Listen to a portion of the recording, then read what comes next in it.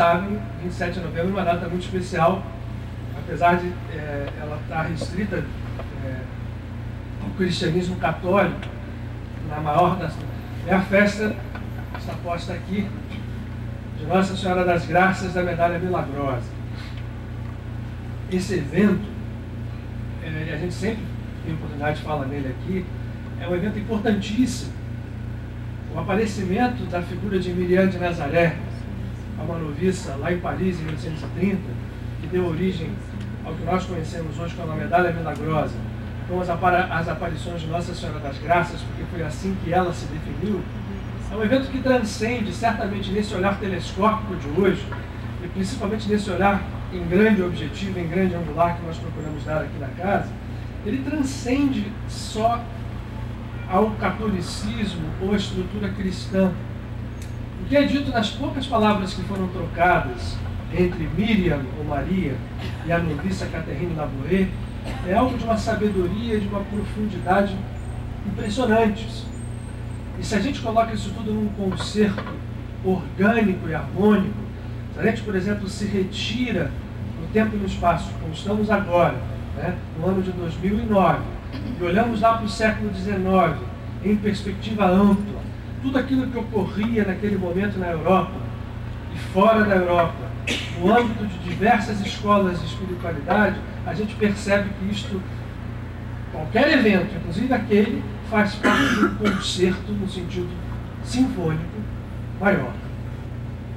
Então, o evento de aparecimento de uma criatura do quilate espiritual de Maria de Nazaré a uma noviça católica, reproduzindo fenômenos, né? Enfim, e mais do que fenômenos que depois foram analisados até cientificamente, o aparecimento, não vou me detalhar aqui, porque esse não é o objetivo da gente estar conversando aqui, não. Mas eu nunca deixo de falar, porque esse assunto me encanta tanto, que é sempre bom, e eu relembro disso assim com uma alegria e com uma surpresa muito grande, de às vezes as pessoas não perceberem isso. Foram duas específicas aparições, e uma delas é a descrição perfeita de uma sessão de materialização, conforme as que foram feitas depois dentro de uma outra escola que é o Espiritismo. O que não diminui nenhuma coisa nem outra. É muito interessante que a gente perceba a primeira aparição de Maria para Catherine Labouré. Ela foi acordada e puxada por um espírito de criança que levou-a pelos corredores, onde ela ia andando, as velas iam apagando. Levou à capela que ainda hoje está lá em Paris. E quando ela entrou na capela, ela estava dormindo, ela acordou com uma criança puxando e levando ela pela mão, arrastando com uma força enorme. E ao chegar ali na capela, o que está acontecendo? E ela assim, espera, fica quieta, e a senhora já está chegando. Aonde que está chegando a senhora? E ela olha para uma cadeira, a cadeira do padre diretor, e ela descreve perfeitamente um barulho como se fosse de seda se amassando, e uma coisa surgindo, e de repente ela vê uma senhora sentada ali, na qual ela se agarra, conversa horas, enfim. Essa é a primeira aparição que a deixou exausta. Os mesmos sintomas referidos por médiuns de ectoplasma quando fornecem fluidos de materialização. Mas o que nos importa nisso foi a mensagem que veio de uma forma muito interessante. Esse ícone que está aqui, que vocês estão vendo, que é uma reprodução muito comum da Senhora das Graças, vocês estão vendo que das mãos, né, partem raios, na cabeça também, à volta, é uma imagem muito bonita. Mas isso que está aqui foi a segunda visão de Catherine Labouré. E quando ela via esta mesma senhora já numa projeção dinamicamente diversa e espacialmente diversa, já não era assim materializado. Com esses raios saindo, ela via que havia alguns fachos escuros. Havia raios e como se um pedaço que houvesse alguma coisa tapado a fonte de luz. E ela ficou curiosa com aquilo e ela perguntou, esses raios são o quê? Aí ela diz assim, essas são as graças que eu concedo a todos aqueles que me pedem. E ela levantou e fez a segunda pergunta. E esses espaços escuros, o que são? Esses espaços escuros são as graças que as pessoas se esquecem de me pedir. E aí, ela faz um arrazoado a respeito de alguma coisa que nós, quando lá em Mendes, vimos que o dia marcado para o próximo encontro era no dia 27 de novembro, percebemos com clareza que o que estava sendo pedido a nós é que nós pudéssemos trabalhar até o período do dia 27 de novembro, ou seja, ainda alguns meses da data de hoje, com o entendimento, mas muito mais do que com o entendimento, com a vivência de um conceito muito difícil de ser entendido, mas que eu diria, isso é que nós nos propomos daqui para frente. Hoje a ideia é que nós comecemos a ensaiar isso, trabalhar com um conceito que eu diria que ele é desafiador. Eu preciso de um papel, porque eu vou escrever, papel não, de um piloto, eu vou escrever esse conceito aqui. Esse conceito ele é desafiador porque nós, principalmente nós que estamos estabelecidos sobre níveis de justiça, de causa e efeito, de caráter linear, temos estranheza em aceitar.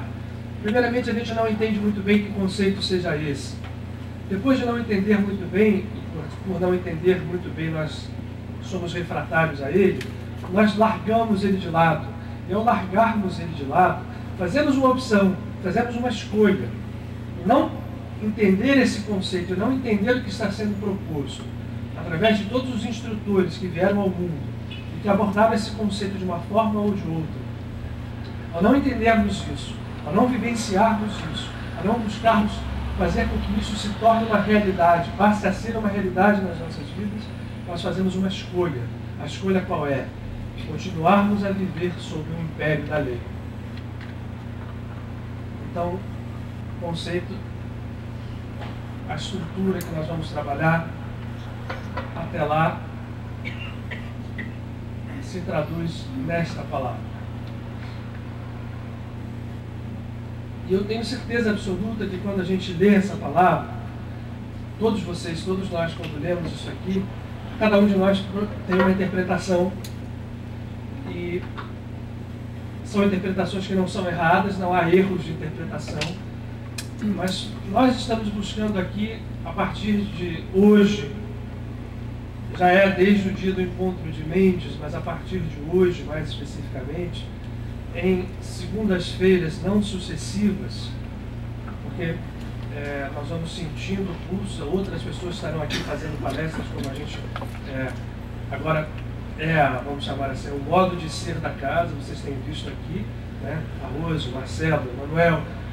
Então, em segundas-feiras não sucessivas, nós vamos abordar a vivência desse conceito de graça, num sentido que não se prende a nenhum conceito certamente religioso que nós tenhamos, mas sim uma estrutura, eu diria assim, por falta de outras palavras, uma estrutura de força espiritual, uma estrutura de substância espiritual nas nossas vidas. Mas aí, para começar, eu queria fazer perguntas só antes da gente ensaiar isso. Alguém quer colaborar comigo e assim dizer o que para você, né, que queira, significa graça? Alguém quer? Logicamente que de forma curta, ninguém precisa tanto, mas eu acho que a gente precisa exercitar isso aqui, quer dizer, não é um a gente não está fazendo aqui uma... Isso, né? Dizer que claro que sim. Graça no sentido de direito é uma coisa natural, uma coisa que eu deixei de ver. Legal, eu acho interessante essa abordagem. O Maurício está falando uma coisa aqui que é interessante. Olha, a ideia aqui é isso mesmo, a gente aprender juntos, gente. Então, cada um de vocês, na hora de falar, vai estar sendo canal, certamente, do que está sendo nos trazido aqui. Eu vou, depois, no finalzinho, tentar balizar coisas para que a gente passe a pensar. Fala, Rosa. Eu não sei se tem gente lá embaixo, eu estou com o microfone aqui às mãos, mas eu reproduzo. Ó, sensação de plenitude. A Rosa Ana falou algo que se soma com o Maurício. Sensação de plenitude. Graça. Gostei das duas. Pois não. Dádiva. Desculpa. Dádiva. Dádiva. Muito bom também. Eu vou até escrever aqui, porque tá, né?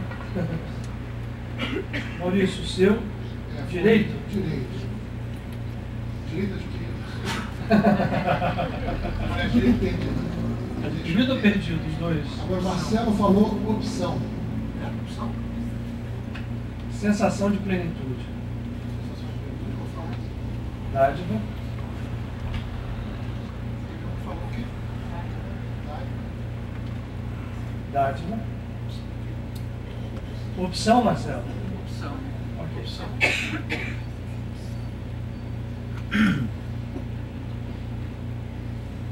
Bom.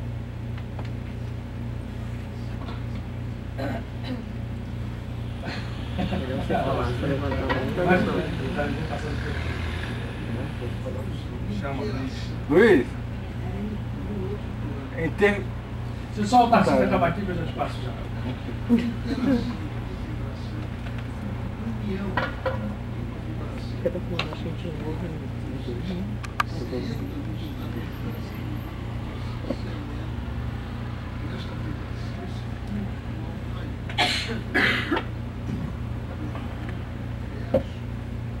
Bom, isso, deixa eu só, o que o Tarcísio está dizendo, eu vou ter pouco espaço aqui para colocar, mas quer dizer, você entra no estado de graça quando você entra num estado como de fusão,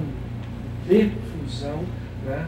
Um estado mais amplo, não é isso? E que aí também pode parecer, então, uma coisa que te leva a essa sensação de plenitude, mas é um movimento que a gente faz. Pois é, olha, estão querendo puxar um favor imerecido. Olha, é importante que a gente vá chegando a esse tipo de conceito, porque realmente a palavra, ela abriga muita coisa. Vamos lá.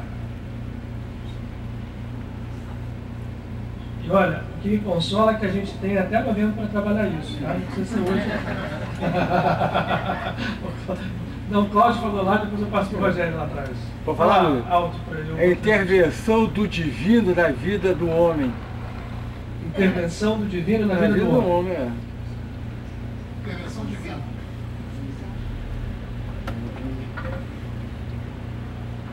Isso que só que O divino. acontece no que você quer.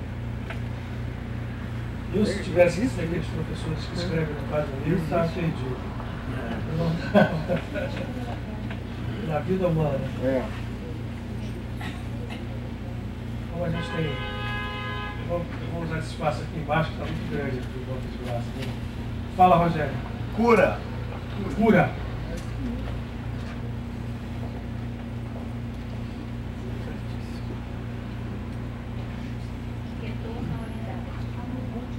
Retorno à unidade.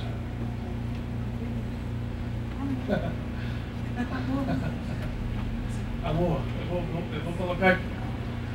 Presença do divino. Amor incondicional. Amor com incondicional? Tá. Misericórdia. Oi? Misericórdia. Misericórdia. Você pegou vira folha, né? Então. Eu vou apagar a graça, tá? Porque você já sabe que nós estamos referindo a ela. A graça se torna intangível. Qual foi a outra? Misericórdia. Misericórdia. Mais ali. Pode ir lá. Aquilo que vem quando a gente menos espera. Peraí, presença do divino, né? Inesperado. O inesperado eu faço uma surpresa. O inesperado. E eu gostei porque você falou. Vem quando a gente menos O que espera. vem quando a gente menos espera. Identidade real. Identidade real. Gilberto também lá ficou assim. Gente, vamos fazer um tratado aqui. Sério, eu não estou brincando. Estou achando que. Não estou surpreso, não. Pelo contrário. Estou alegre.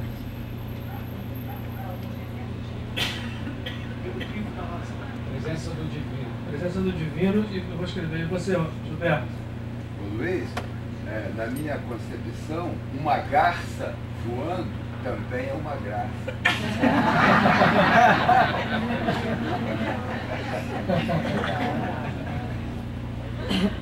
Você aproximou o conceito de graça do conceito de beleza, de estética.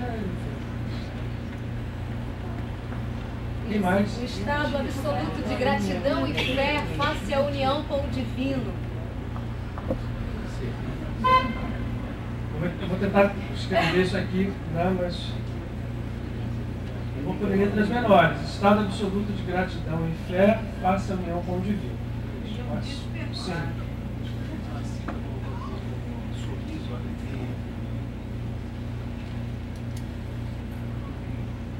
Era só um segundo, pessoal. O rapaz aqui do meu lado quer falar, mas tá meio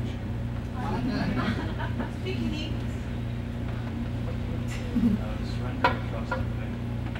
Surrender and trust? Surrender and trust. Agora deixa eu ver. E fé.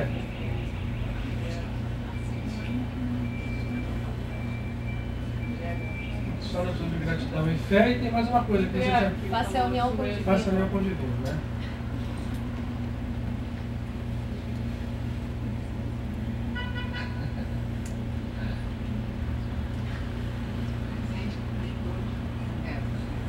Bota aqui, entrega e fé. Confiança e fé. Entrega, confiança e fé.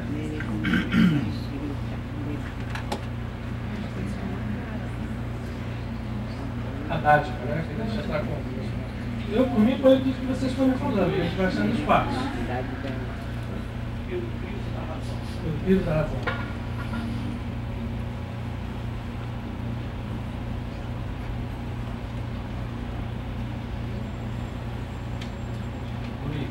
Sim. Realidade.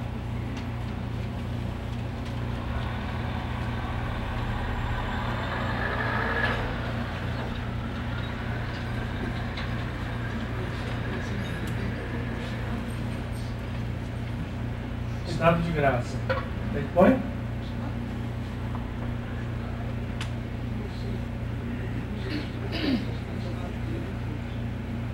Nós temos algumas coisas aqui que se aproximam, mas eu estou só porque nós estamos brotando sobre a forma de palavras.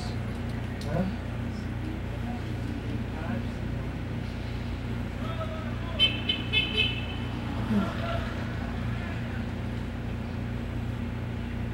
Olha, eu vou ler agora tudo que está aqui. Mais um? Mais um? Encanto pela vida. Aqui eu acho que dá.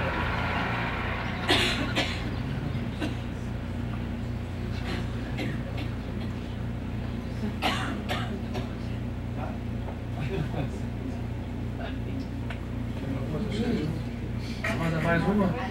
Mais duas, mais três. Isso é bom quando a gente anima, né? Entrega absoluta. Seria a alegria da criança, aquela alegria que brota do coração, espontânea. Alegria genuína. Ele falou uma palavra forte de iluminação. E a Rosa, qual foi? Milagre, tem mais um. Êxtase divino. Bom, a gente já vai começar a encher um pouquinho. Deixa eu só colocar. Alegria espontânea, seria isso? Genuína. Milagre.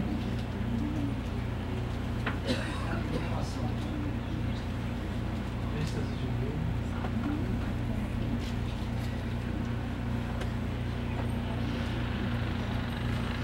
Do outro lado. Luiz, só uma palavrinha. Inefável. Uma garça num voo inefável. Entrega absoluta. É um poema. Peraí, Você sabia que é inefável. Aí inefável, ele falou, ele é inefável. Peraí, a gente fugiu alguma coisa. Entrega absoluta. Iluminação, você botou? Pois. Tem? Não.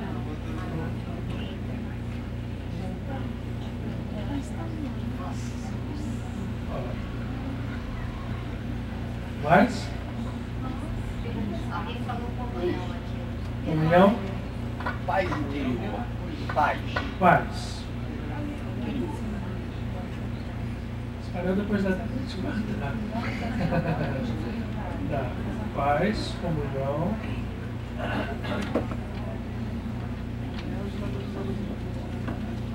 Nós vamos começar a encontrar interseções de conceito, e isso é legal. Ou seja, pela forma da gente se expressar, a gente vai vendo que nós estamos falando coisas. Oi? Milagre tá. Milagre está. Aqui, ó. Milagre.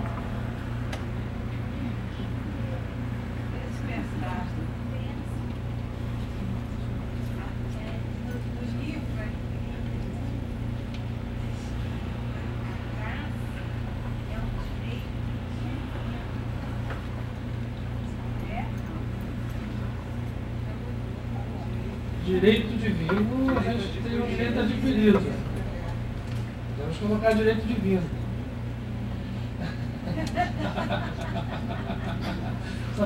Não está aparecendo coisa do profeta gentileza, porque seria uma injustiça com ele, porque as coisas não têm a letra bonitinha, todas direitinhas. Então, mas o direito divino, alguém pensa.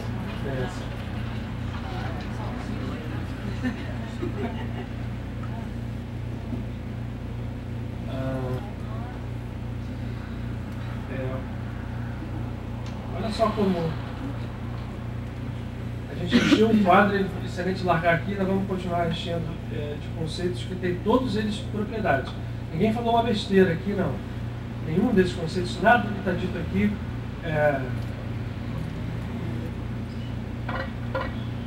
desprovido de significado.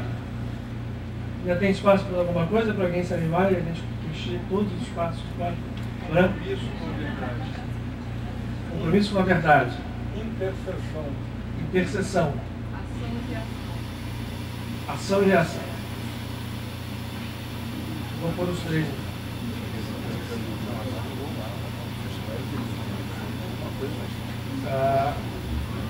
Intercessão.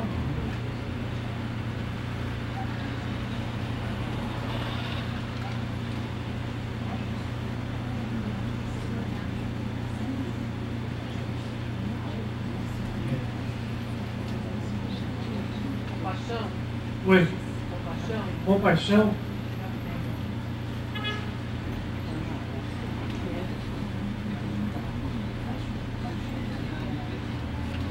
Qual foi a outra? Compromisso com a verdade.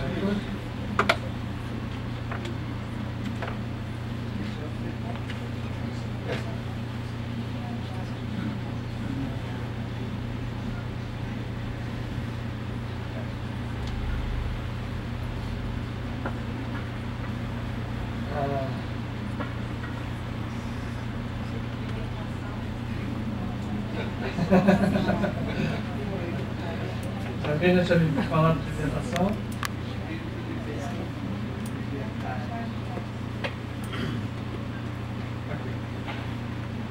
Bom, vamos ler isso aqui.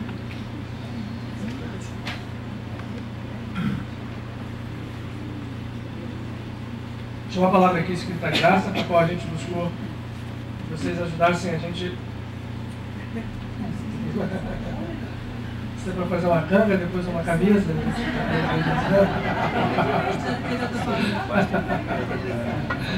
Obra conjunta, né?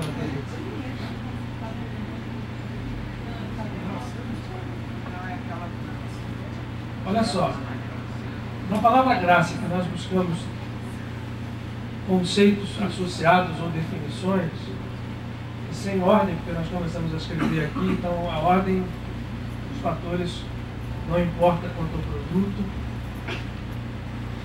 Entrega, confiança e fé, retorno à unidade, amor incondicional, misericórdia, direito divino, bênção, inesperado, identidade real, intercessão e compaixão, presença do divino, estado absoluto de gratidão e fé face à união com o divino, cura, compromisso com a verdade, pelo crivo da razão, direito adquirido, sensação de plenitude, realidade, dádiva, paz, comunhão, encanto pela vida, opção. A opção pediu para tocar por escolha. Em vez de opção, escolha. Não é essa, escolha, opção, né? Ação e reação, alegria genuína, favor imerecido, milagre, êxtase divino, intervenção do divino na vida humana, estado de graça, iluminação e libertação. Veja que nós fizemos aqui um exercício bastante interessante para que nós percebêssemos que essa palavra traz dentro dela uma série de conceitos, de percepções que nós temos. A ideia da gente aqui, a partir de hoje, é buscar algo mais do que simplesmente esse conceito, porque eu não temeria errar, eu não temeria estar errado, se nós, apesar de termos tido facilidade de colocar isso aqui com clareza sobre uma lousa, a palavra que me veio foi essa, lousa branca, então, uma lousa branca, não criei critérios de transformação. Mas, quando a gente coloca sobre alguma coisa, como está aqui a lousa, os conceitos, significa que eu não teria medo de errar.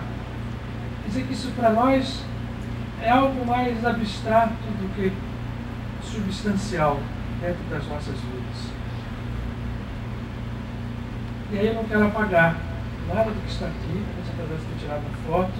Eu queria dar um roteiro de onde que nós vamos começar a trabalhar. A base vai ser a seguinte: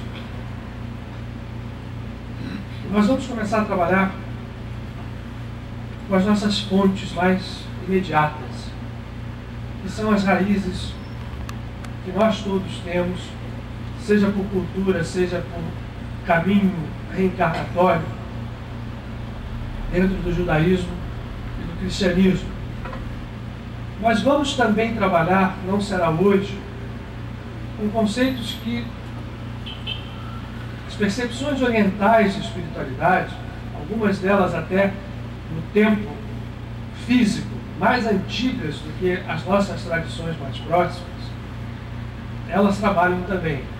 Então, o que a gente chama de hinduísmo, e principalmente os conceitos que estão postos de maneira magistral no Bhagavad Gita, em certos livros védicos, em certos livros da tradição Veda, me desculpem, melhor dizendo, né? Alguns deles colecionados dentro do Mahabharata. A gente vai procurar fazer, eu estou dizendo isso aqui, procurar fazer daqui até novembro, tá? Nessas segundas-feiras não sucessivas. De modo que a gente perceba de que este conceito de graça, por mais que a gente saiba defini-lo e percebê-lo, e que a gente sabe também que está longe dele, ele é algo fundamental no nosso estado evolutivo e fundamental aos passos evolutivos que nós precisamos dar. E aí, hoje eu só queria ensaiar com vocês um primeiro movimento que eu tenho certeza vai levar vocês a pensar. Né? Eu espero pelo menos. Em que sentido? Para que nós observemos que a vida é mais ampla do que ela nos parece. E aí esse conceito eu vou pedir a licença para vocês para me basear em escritos que estão na Bíblia Ocidental. Nós vamos passear entre o Velho e o Novo Testamento, vamos ao Bhagavad Gita, vamos ao Mahabharata, vamos em alguns conceitos até em percepções de fora de qualquer religião mesmo.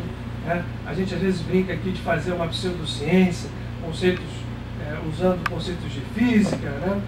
Não será o caso de hoje, mas em algum momento a gente vai fazer. Não se assustem, né? Não vamos passear pela matemática, ou pelo menos eu espero. Às vezes quando a gente começa aqui, a gente vê o olhar de desespero de certos de vocês. Não haverá esse medo nem esse risco. Mas o nosso ponto de partida, eu queria que hoje, aí eu vou me permitir fazer algumas leituras, levando em conta uma coisa, no dito dessa própria figura aqui.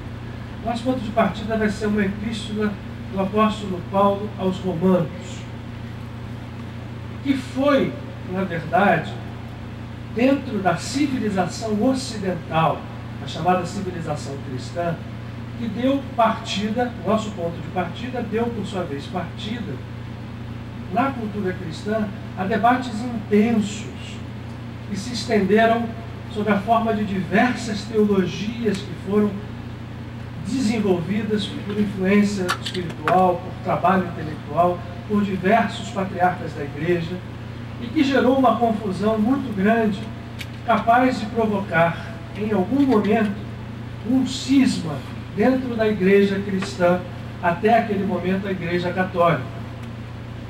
Os conceitos que estão aqui, e que eu gostaria de abrir, né, é bom que esses encontros nossos são gravados, então para aqueles que depois tenham dúvida, porque esse terreno ele é bem pantanoso, mas eu acho que é um pântano que vale a pena a gente entrar dentro, com coragem, e passar por ele, porque o resultado é grandioso para nós. Então, o convite é que a gente faça isso, de ser gravada para que fique bem claro o seguinte: nós vamos examinar letra, nós vamos examinar escritos, palavras, conceitos, que só por isto, só pelo fato de estarem, enfim, materializados ou expressos na forma de um conceito verbal escrito, já se limitam. E o primeiro aviso é do próprio Paulo. Paulo, talvez já tendo intuição à sua época de que ele iria ser taxado do grande destruidor da mensagem de Jesus Cristo, ao ser o fundador isso pelos que combatem o cristianismo, né? Aos que são favoráveis ao cristianismo, Paulo é o fundador, é o apóstolo que fundou, por fundar igrejas, fundou uma base teológica do cristianismo como um todo.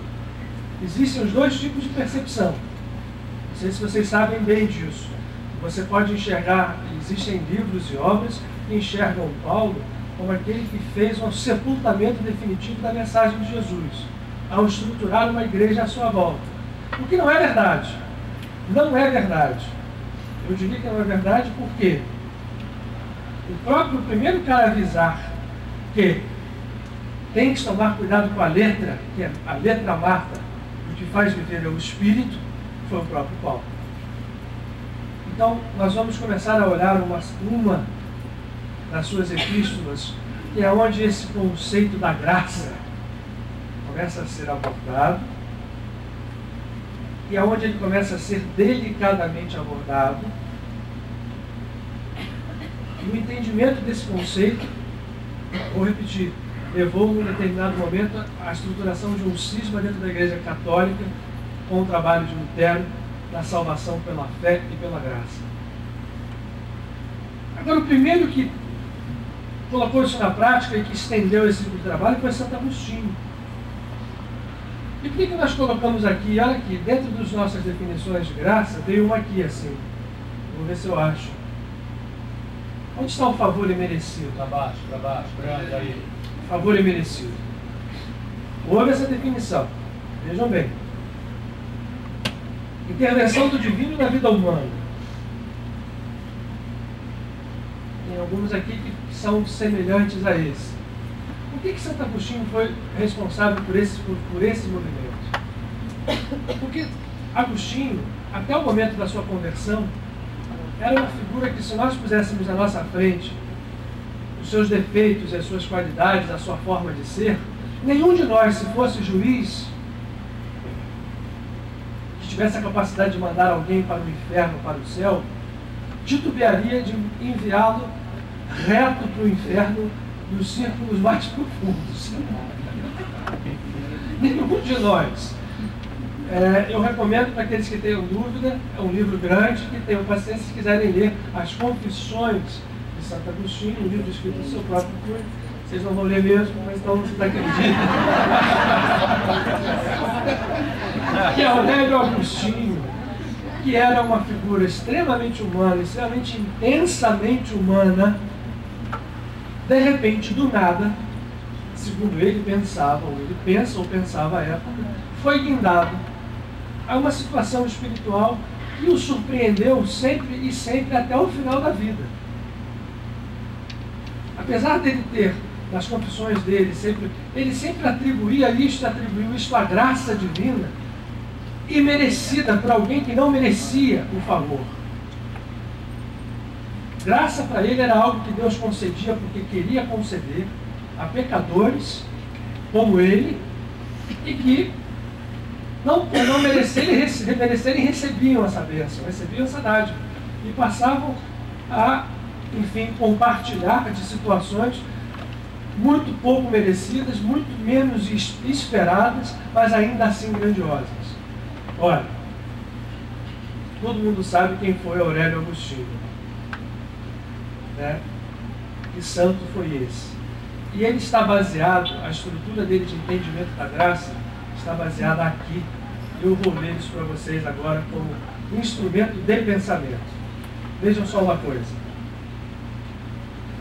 Depois nós vamos tentar traduzir isso a partir de hoje. Não hoje.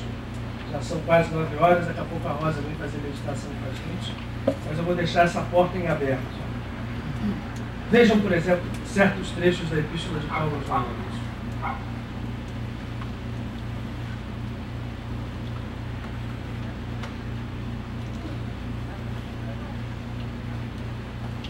Com efeito, não foi em virtude da lei que a promessa de herdar o mundo foi feita a Abraão e a sua descendência, mas em virtude da justiça da fé. Pois, se os herdeiros se constituem em virtude da lei, a fé não tem razão de ser e a promessa fica sem valor. A lei traz consigo a ira, mas onde não há lei, não há transgressão. Guardem esse ponto. Vamos seguir. Assim, pois, justificados pela fé, temos paz com Deus, por meio da existência do Cristo em nós. Por ele é que chegamos, em virtude da fé, à graça em que nos mantemos e nos orgulhamos na esperança da glória de Deus. Muito bem. Eu vou pular para um outro trecho. E esse é o que necessita mais que a gente leia por detrás do véu, por debaixo do primeiro significado. De todos esses aqui. Eu vou ler 3 para a gente hoje. Por isso, assim como o pecado entrou no mundo, como que por um só homem, e pelo pecado a morte também, e a morte transmitiu-se a todos os homens, de fato, até a lei havia pecado no mundo, mas sem a lei o pecado não é levado em conta. No entanto, a morte reinou desde que Adão pecou. Em virtude de sua solidariedade com a transgressão de Adão, que é tipo do futuro, o Cristo, através da graça, faz com que a redenção em abundância venha sobre todos. Por um homem o pecado entrou no mundo, e por um outro o pecado foi remido. Uma visão teológica disso aqui gera guerra, gente. Gera guerra, gera divisão de religiões, gera eu sei a minha religião é melhor, a sua é maior. Tirando o véu da letra, e é isso que nós vamos fazer aqui, a gente procura entender o que se fala em relação à graça. Quem é Adão e quem é o Cristo? São pessoas físicas, como nós estamos aqui à frente de corpos físicos? Ou serão eles, essas duas denominações, símbolos sobre os quais nós precisamos trabalhar? Essa é uma pergunta. O que diríamos então? Vamos permanecer no pecado para que a graça atinja a plenitude? Por quê? Por que ele faz essa pergunta aqui? Porque antes, o próprio Paulo diz o seguinte: Se, pois, pela transgressão de um só reinou a morte, por obra de um só, muito mais reinarão na vida aqueles que recebem a abundância da graça e o dom da justiça pela obra de um só, o Cristo. Isso aqui é o nosso ponto de trabalho hoje, porque vocês vão levar, quero que de novo, essa é o trecho mais importante. Vou tentar achá-lo novamente.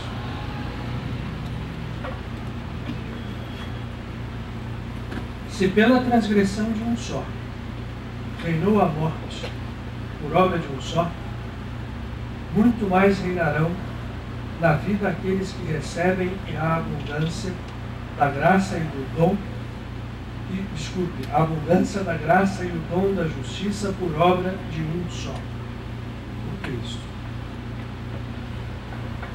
Portanto, assim como pela transgressão de um só a condenação se estendeu a todos, também pela justiça de um só, todos receberam a justificação da vida.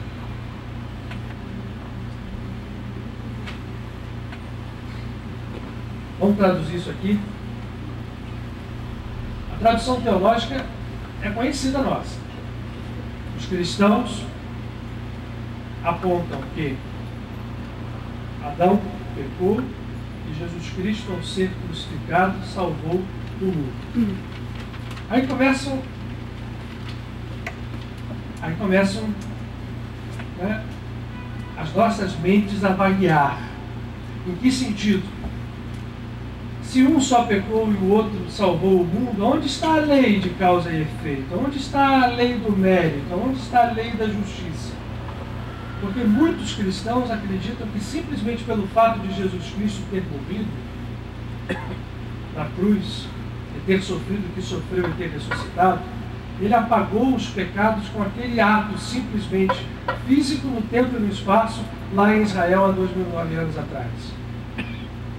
E baseados nisso, acreditam que a salvação está feita, e é isso que eles entendem por graça. A graça está na mão desse ser que, ao contrário de Adão que pecou, redimiu os pecados. Gente, é chegada a hora da gente deixar de ser criança. Entender que por detrás da letra que mata está o Espírito que vivifica. Vocês querem ler uma tradução, querem ouvir uma tradução para esta frase? Um pouco diferente? Eu estou com tanta pena de apagar isso aqui. Vocês já tiraram foto? Já escreveram todos. Tinha certeza que os nossos risos não se transformaram em rostos de apreensão. Mas me desculpem, a hora é agora. Ou a gente mexe nisso agora, ou a gente vai andar em círculos por mais algum tempo.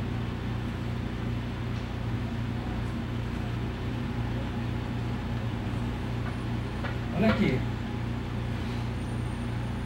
Um homem, Adão, pecou. Um homem,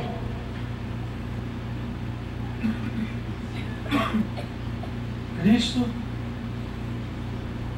redimiu. Através da graça. Isso aqui é importante para nós.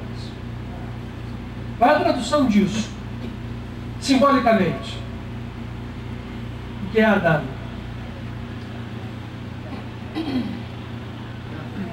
Hein? E o que é esse ego? É o ego pequenininho, só que está aqui dentro da gente, em cada ser individual? Ou é o ego criador, que lá dentro, se a gente for olhar o primeiro livro de Gênesis ou Bereshit, descreve-se nesse livro a criação simbólica do cosmos. Quando a gente fala criação da Terra, não é só o planetinha Terra, um réis pequeno, uma pequena poeira cósmica, né? No meio de tantas outras poeiras cósmicas, mas na criação dos universos. Este Adão, fruto da primeira criação, se tornou um criador. E ao se tornar criador, Por que a gente sabe que ele se tornou o Criador? Ele foi dado no Gama Éden, no Jardim do Éden, como a gente conhece, todo mundo estudou isso, o poder de denominar, de dar nomes, de estruturar todos os seres que ali habitavam. Naquele momento não havia pecado. E, portanto, não havia lei.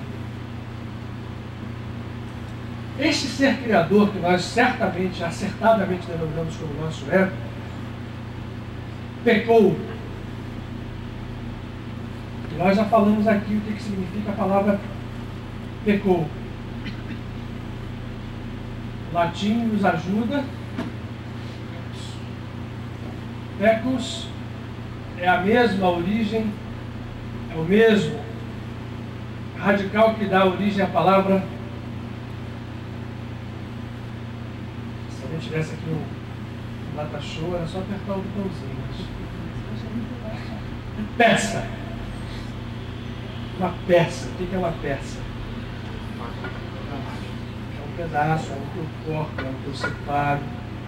Um homem, um ego, no qual estão todas as almas humanas conhecidas e outras tantas em outras esferas que nós achamos que conhecemos e não conhecemos. Adão não se restringe ao mundo físico, ao mundo terrestre. É um conceito muito mais amplo, que abrange, se nós quisermos estendê-lo, abrange galáxias, abrange outras coisas mais.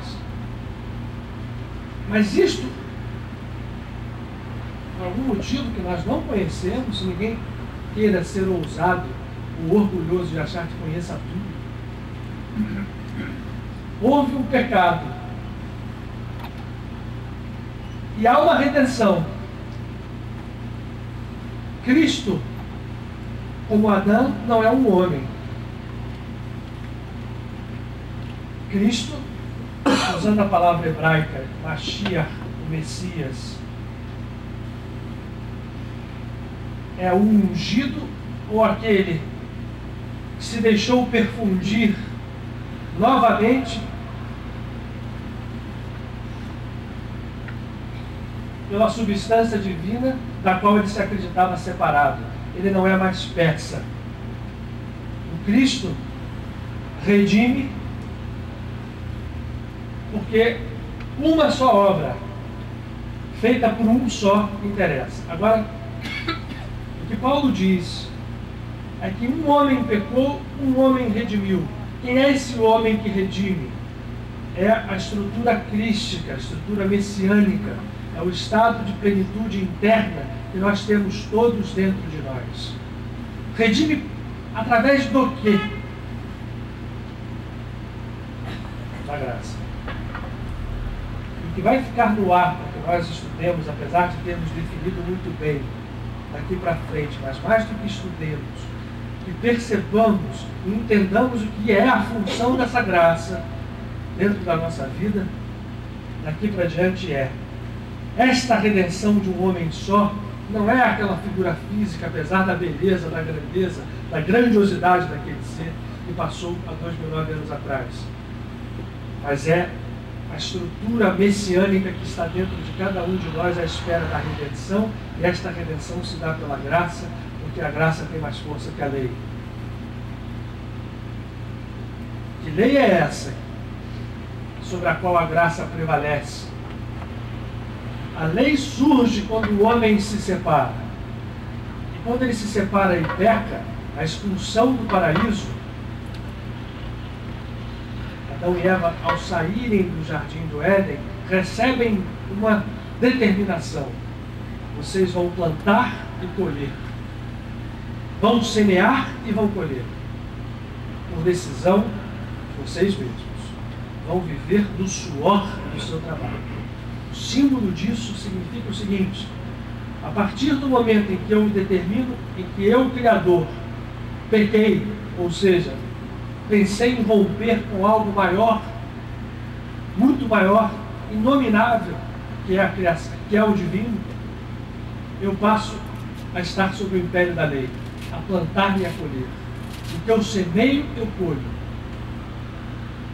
Esse processo, como é tudo é divino, faz sentido, é evolutivo. tudo que vem em termos de símbolo a partir daí é divino e evolutivo também. Quando aparece a figura do Cristo dizendo que, e aí eu vou me reportar a algo que ele falou e cansou de falar aos seus apóstolos mais diretos.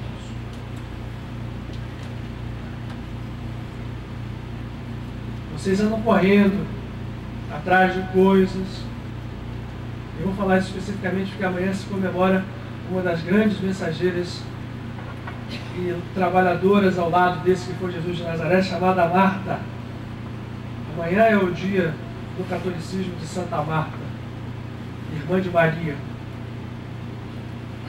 Mas ele dizia para ela e para todos os seus apóstolos: vocês andam correndo atrás de muitas coisas, vocês andam buscando muitas coisas, vocês andam se entregando aos serviços da lei, na superfície da lei, cumprindo todas as coisas que tem de cumprir de uma forma ritualística, fazendo só por obrigação, porque tem que fazer isso ou tem que fazer aquilo. Estão esquecidos do mais importante. As obras só têm significado se houver uma obra que dá significado a todas elas. E uma só obra basta. Lembrem da obra de um só? E aí a gente se pergunta: que obra é essa que basta? É a obra do Cristo em nós. E o que é essa obra do Cristo em nós? É de nós abrirmos os olhos para enxergarmos o mundo com esses olhos divinos. Ele disse literalmente: uma só coisa basta. É que tenhais fé, e que esta fé vos leve ao Cristo. Isto feito, todo o mais virá de acréscimo. Para Marta, na casa em que ela arrumava com tanta, quase que agonia, querendo arrumar, muito bem intencionada, querendo preparar coisas para o seu mestre, que estava ali, ele chamou a atenção porque ela se contrapôs à sua irmã Maria, que ficava aos pés de Jesus adorando, quebrando um vaso de perfume e colocando com os seus cabelos nos pés do mestre, enxugando esses próprios pés com os cabelos. E Marta tem um momento que fala assim: Senhor, pega aí, manda minha irmã me ajudar, porque eu estou fazendo tudo e ela não está fazendo nada, está só aí ajoelhada no seu pé. E aí Jesus, com certamente um amor que transbordava dentro dele, disse: Marta, Marta, você anda preocupada com muitas coisas, está esquecendo da única coisa que te importa, e que foi por onde Maria escolheu. Nem que falou que é uma escolha, uma opção. Ela escolheu. E aí, por trás desse véu da letra, Marta e Maria são uma só. No momento que elas se entendem como uma só coisa, as duas se fundem em algo harmônico que não conflita. E o nosso trabalho, por isso é que o trabalho que basta é o trabalho de um só. O que nós temos que buscar o tempo inteiro da nossa vida, a partir do momento em que isso faça sentido para nós, é encontrar o caminho para achar esse Cristo. No momento que se faz esse movimento,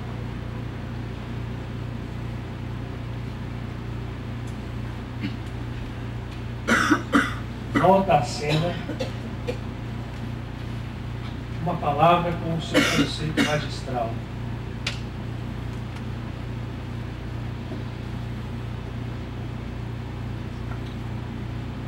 E aqui, quando a gente toca esse estado, não apenas conceitualmente, mas em um mínimo de vivência, é aqui que nós atribuímos e denominamos do reino dos milagres, não porque os milagres sejam uma exceção, mas é um reino de absoluta verdade, de absoluta realidade, aonde o que nós entendemos como lei, como justiça, como obras da lei e obras da justiça passam a significar muito menos do que nós hoje achamos que significa. Mas para isso, para que atinjamos isso aqui, em verdade, e para que trabalhemos dentro do Cristo, é preciso que nós utilizemos algumas ferramentas. Tem uma delas, sem a qual a gente não anda para esse reino de jeito nenhum. Tá vendo como é que a gente está usando os conceitos que todos vocês colocaram aqui no quadro? O amor incondicional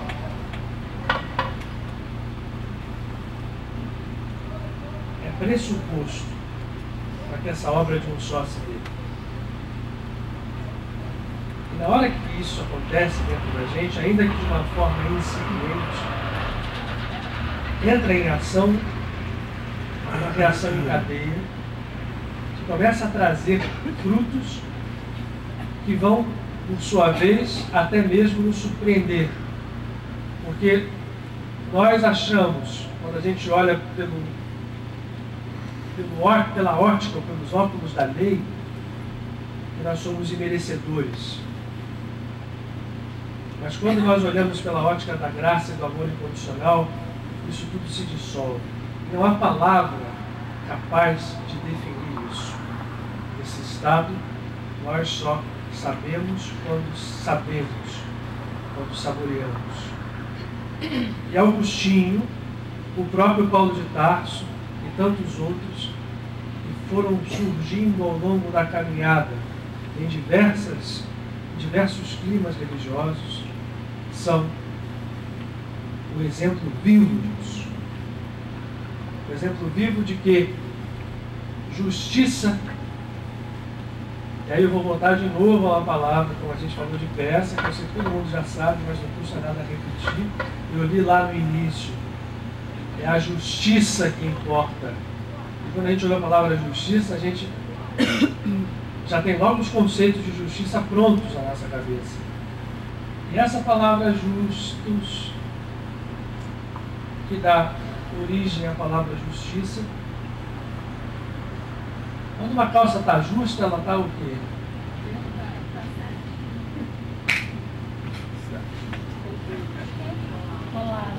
Isso é justiça. Sabe de quem tem quem? Do Adão que pecou com o Criador do qual ele se pensou separar. Isso é justiça. Todo o resto é justiça parcial. É justiça humana, que quando a gente entra pelo campo da graça, perde força, a lei de causa e efeito perde força,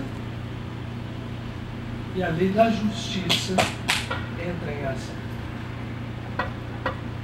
Se eu não me preocupo em unir o que está separado, e a forma de fazer isto é esta daqui, do amor incondicional, eu jamais encontrarei a justiça verdadeira e jamais entrarei nos atributos da graça. Se eu faço isso, a lei passa a funcionar menos, até o momento em que ela passa a responder à justiça que está dentro de mim, porque o Cristo fez a sua obra. O Adão se redimiu no Cristo, como Messias. Que sou eu, que somos todos nós, que são vocês, que é o mundo inteiro. Não há um Messias individual, externo, que será responsável por fazer o que nós devemos fazer. Até porque nós todos somos um. E esse processo de acelerar a unidade cabe a cada um de nós, porque cada um de nós que ganha consciência da unidade se transforma num fator multiplicador, num fator contaminador, num fator que espalha esse conceito de unidade com uma força que nós não temos ideia de qual seja, mas que acontece ao seu redor. Nossa luta, o nosso trabalho é esse. O trabalho de redenção é o trabalho de um só. Esse um só somos nós, todos. É a nossa unidade É isso que nós precisamos entender.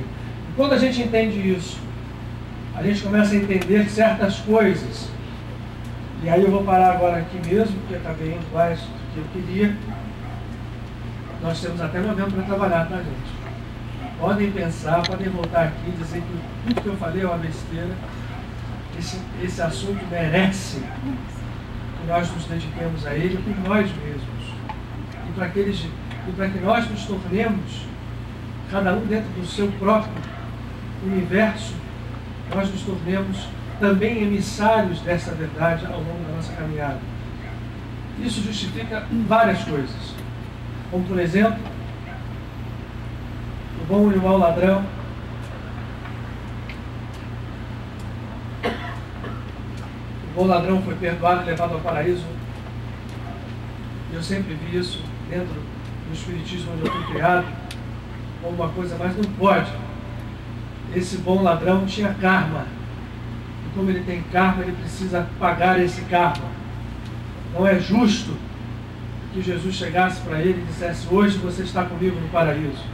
Jesus estava fazendo uma figura de linguagem. Certamente ele foi levado apenas a uma casa de assistência espiritual para ser ajudado, enfim.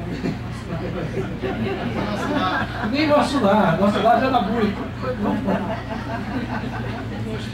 Uma outra coisa chamada parábola dos talentos, ou uma outra chamada dos trabalhadores da 10ª hora. Vocês conhecem essa conta? Alguém trabalha 12 horas, outro trabalha 1 hora, recebem os dois a mesma paga. Eu já paguei a palavra justiça ali, ou a gente acredita que Jesus, na plenitude crística, seja injusto? O que nós precisamos é entrar rapidamente no reino da graça. Há trabalhadores que já desbravaram essa floresta no século XX, aliás, na verdade, desde o século XIX, muitos. Hoje foi citado um aqui, o Lourenço Prado, mas a gente pode colocar ainda aqueles que mostraram com clareza a lei do karma. Chico, por exemplo, que dentro do Espiritismo, em todas as suas obras falam na lei do karma, ele fala de uma coisa chamada intercessão. Alguém falou intercessão aqui. Se você for olhar o que seja intercessão, no seu mais íntimo, mais íntimo e mais profundo, a gente vai ver que ali está em função uma coisa chamada lei da graça. Então, fiquemos por aqui hoje e vamos trabalhar nisso daqui para frente, que vale a pena que a gente faça isso. Rosa, a gente tem, não sei do tempo, uns 10 minutinhos para nós fazermos. Ela tem hoje uma meditação fantástica, além daquela que nós temos feito aqui, com o nome de consciência, porque essa meditação da consciência cósmica, ela já vale e muito para esse processo de despertar de consciência da graça em nós. Mas hoje ela tem uma, eu não sei se você vai fazer 22 vezes, todas as duas, eu acho que dá tempo. 2 minutos, são 9h20, nosso horário é 9h30. Então eu vou passar para a Rosa. Podemos fazer agora você. Quantas? 2?